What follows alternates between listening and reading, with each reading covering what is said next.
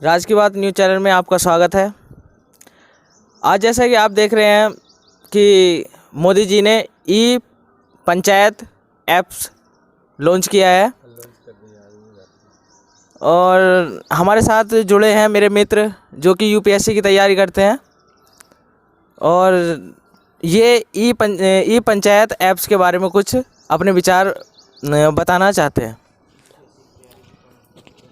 धन्यवाद दोस्तों। आज हम लोगों का बात करने का मकसद ये था कि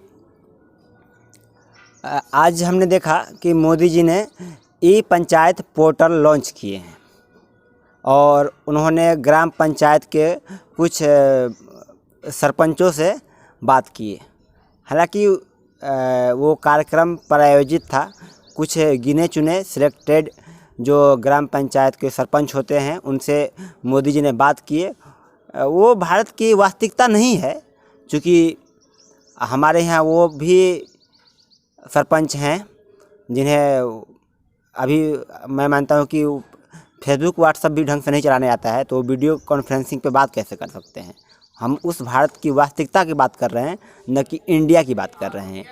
इंडिया और भारत में अंतर तो है, आप अच्छी तरह जानते हैं।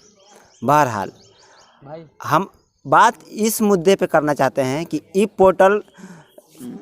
पंचायत पोर्टल जो लॉन्च किया गया उस पे मैं क्यों बोलना चाहता हूँ। दरअसल हुआ यूँ था कि 2018 के आसपास मैं यूपीएससी मेंस का आंसर राइटिंग प्रैक्टिस कर रहा था। तो उसी दौरान एक क्वेश्चन हमें दिया गया था। देखिए क्वेश्चन ये था कि निर्धनता उन्मूलन से लेकर जनशक्ति रण की दृष्टि से भारत में पंचायती राज प्रणाली का मूल्यांकन। इस पे ये निबंध लिखना था जो 1000 से 1200 वर्ड में लिखना होता है। तो हम इसका चर्चा क्यों करना चाहते हैं, क्योंकि हम इस पे एक अपना व्यक्तिगत विचार डेवलप किए थे और एकदम ज़मीन से जुड़कर डेवलप किए थे। इसको हम भारत की पंचायत को तकनीक से जोड़े थे और वो चीज़ आज उसका एक पहलू मुझे देखने को मिला जी, जो मोदी जी ने कहा कि ई पंचायत के नाम से, उसका कॉन्सेप्ट हम बहुत पहले लाए थे। हालांकि ये बात हम अपने छोटे स्तर से अपने कुछ मित्रों से भी शेयर किए थे, लेकिन इस पर हम लोग कोई ख़ास काम नहीं कर पाए। हम अपने कुछ आईटी सेक्टर के दोस्तों से भी बात किए थे कि क्या ऐसा कुछ हो सकता है, तो उन लोगों ने मुझे सलाह दी कि हो सकता है, लेकिन ये जो है उनकी प्रशासनिक कार्य है, हम आप चाह के भी बहुत कुछ नहीं कर सकते हैं। तो बहुत खुशी की बात है कि 2018 में कोई लाया हुआ हमारा कॉन्सेप्ट आज मोदी जी के मन में आया ना, तो ये बहुत अच्छी बात है। 1 मिनट पहले हमारा कॉन्सेप्ट, अगर हम आंसर के राइटिंग का थोड़ा सा पार्ट हम आपको बताना चाहेंगे। जैसे कि पहला ये तो हम एक कोट किए थे कि गांधी जी का सपना पंचायती राज अपना, और भी ये लंबा चौड़ा मतलब 1000-1200 वर्ड का ये ऐसे है, निबंध है। तो इसके लास्ट में हम लिखे थे हम व्यक्तिगत विचार। हालांकि अब ये आंसर राइटिंग प्रैक्टिस था तो हम इसमें निर्बाध रूप से लिखते गए। हम नहीं सोचे कि इसमें मार्क्स का कोई मतलब ही नहीं, ये नंबर मिले ना मिले। हम लिखे थे व्यक्तिगत मेरा सुझाव, हर पंचायत के लिए एक मोबाइल ऐप बनाया जाए जिसमें उस पंचायत के पूरी जानकारी हो। उस पंचायत के लिए आए सरकारी कल्याणकारी योजनाओं की जानकारी बखूबी अपडेट किया जाए। साथ ही ऐप पर दी जा रही और उसकी कर जो भी होता है, मतलब कि जो भी लोग टैक्स वगैरह देते हैं या फिर आम आदमी जो उस पर पे करते हैं, आम आदमी को अपने जनप्रतिनिधि की से शिकायत की भी व्यवस्था हो और अपने क्षेत्र की समस्याओं को वो बता पाए। और उस ऐप के संचालन के लिए एक पृथक मंत्रालय बनाई जाए जो इस पर की गई शिकायत का त्वरित समाधान करे। ऐसा हम 2018 की आंसर राइटिंग में कोट किए थे। अब हम फिर आप इसको हमें इस बात की खुशी है कि 2018 में जिस बात को हमने कोट किया उसको आज मोदी जी ने इम्प्लीमेंट करने की कोशिश की है। हालांकि वो जो पोर्टल बना रहे हैं ई पोर्टल, उसमें भी हम देख रहे हैं अभी बहुत सारी खामियां आएगी। अब अच्छी है कि कम से कम आया तो एक कॉन्सेप्ट हमारे मतलब कि प्रधानमंत्री जी के मन में। अब मैं इसकी बेसिक संरचना कैसी होनी चाहिए। सोचिए कि आप एक पंचायत के नागरिक हैं, आपका जो मुखिया है, प्रधान है, उनके पास कितना फंड आता है आपको पता नहीं होता है। किसी पार्टिकुलर परियोजना के लिए कितना धनराशि एलोकेट की गई है, इसके भी जानकारी आम नागरिक को नहीं होती है।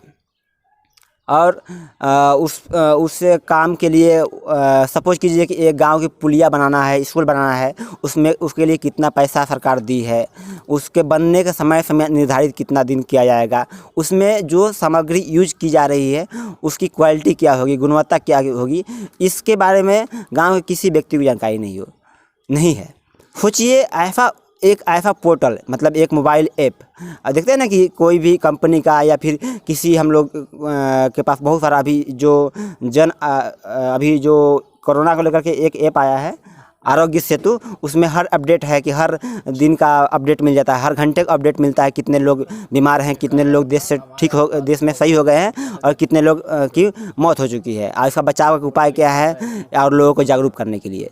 इस तरह का ऐप हर भारत के हर एक पंचायत में बने, उस पंचायत के बारे में हर चीज़ उसमें अपडेट हो, उसको संचालन करने के लिए स्थानीय स्तर पे और साथ ही साथ मंत्रालय स्तर पे भी कार्य हो। उसमें क्या क्या हो सकता है हमारा सुझाव, जैसे कि उस पंचायत का मुखिया कौन है, मुखिया को 5 साल के अंदर क्या क्या फंड एलोकेट किया गया है, उनको जो योजना दी गई है उस योजना के अंदर वो किस रूप से कार्य कर रहे हैं, और हर एक व्यक्ति मतलब उस पंचायत के हर 18 वर्ष से अधिक उम्र के व्यक्ति डायरेक्ट मुखिया से उस ऐप के माध्यम से सवाल पूछ सकता है। अगर मुखिया सटीक अगर उसका जवाब नहीं दे रहा है तो उसके सीधी बात है, वो पोर्टल पे है तो पंचायत को मंत्रालय से जुड़ा हुआ है, मंत्रालय स्वयं उस पर अगर काम करे, हालांकि ये काम बहुत लंबा चौड़ा है, जितना हम आसान बता रहे इतना आसान है नहीं,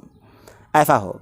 दूसरी बात हमारे मन में एक चीज़ और आई थी जो हम इसमें कोट नहीं किए थे और मोदी जी भी आज कोट नहीं किए हैं, हमारे मन में एक बात और आई है।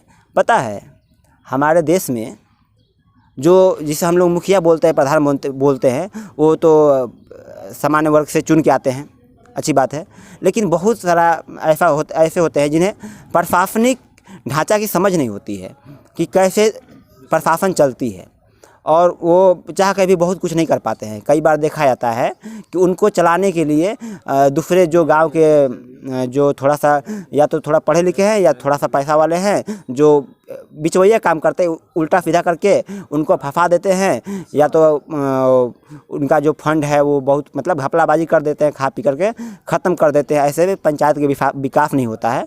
पंचायत का विकास नहीं होना मतलब कि देश का विकास रुक जाना। तो इसके लिए क्या उपाय क्या है? मेरे नज़र में उपाय एक था, जिस तरह हम लोग हमारे देश में अखिल भारतीय स्तर पे UPSC है और स्टेट लेवल पे PCS वगैरह है ना, जैसे बिहार में BPSC वगैरह ऐसा है।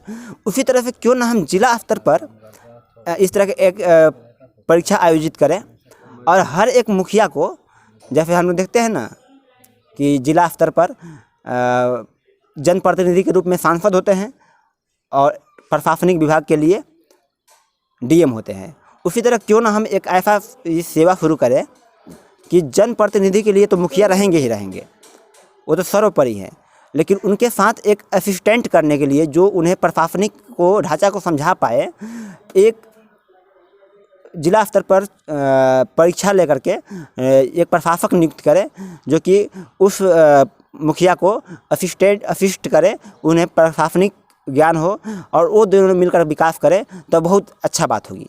हाँ, मुझे पता है, अब आपको पता लगा हो, सोचते होंगे आप कि अब भारत में लाखों की संख्या में पंचायत है, इतने सारे अगर एडमिनिस्ट्रेटिव हम चुने तो पैसा कहाँ से आएगा?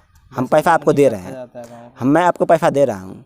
आप याद कीजिए, आपके गांव के, आपके पंचायत के अंदर बहुत सारे ऐसे खाली जगह होती है जो सरकारी ज़मीन होती है जिसका कोई यूज नहीं होता है, या फिर हम देखते हैं कि स्थानीय जो वहाँ का जो दबंग टाइप के लोग होते हैं वो कब्जा किए रहते हैं। क्यों ना हम उस प्रॉपर्टी को यूज करें, उससे रेवेन्यू प्राप्त करें। और भी बहुत सारा स्थानीय जगह स्तर पे सामग्री होती है, सरकारी प्रॉपर्टी होती है जो कि बेकार रहता है, उसको चिन्हित करके, हालांकि चिन्हित करने वाली बात आज मोदी जी ने बताया है कि अब ग्राम पंचायत को ड्रोन के माध्यम से मैपिंग किया जाएगा। तो उसके द्वारा तो बहुत अच्छी बात है कि आम लोगों का भी टेंशन ख़त्म हो जाएगा अपने अपने ज़मीन नपाने का, और वो भी हो जाएगा, जो भी सरकारी प्रॉपर्टी है उसकी मैपिंग होगी। तो ये अच्छी बात है, और उसके द्वारा जो भी रेवेन्यू प्राप्त होगा उस एडमिनिस्ट्रेटिव का क्या और भी बहुत सारे विकास कार्य स्थानीय स्तर पर हो पाएगा। दोस्तों, जो गांधी जी सपना देखे थे स्वराज, उनका मतलब यही था कि आज मोदी जी ने कहा है कि गांव को अपने आप पर स्वयं पर निर्भर होना होगा। जिस दिन गांव अपने आप पर निर्भर हो जाएगा, पंचायत अपने आप पर निर्भर हो जाएगी, समझ लीजिए पूरे देश अपने आप पर निर्भर हो जाएगा। हालांकि आज मोदी जी ने एक बात थोड़ा गलत भी बोले थे कि उन्होंने कहा था कि आज गांव तक घर घर लोगों के पास मोबाइल पहुंच गई, सस्ता मोबाइल पहुंच गई, यह अपना देश का देन है। लेकिन दुर्भाग्य है हमारा देश का कि गांव में अगर 100 आदमी के पास मोबाइल है तो 90-95 लोगों के पास सिर्फ चाइना का मोबाइल है। इस बात से हम खुश नहीं हो सकते हैं कि हमारे पास इतने सारा व्यवस्था तो है, लेकिन सच है स्थानीय लेवल पर हो, लेकिन उसकी मैन्युफैक्चरिंग भी स्थानीय लेवल पर हो, तो उस दिन हम कहेंगे कि हमारे पास पूर्ण स्वराज आ चुका है। धन्यवाद।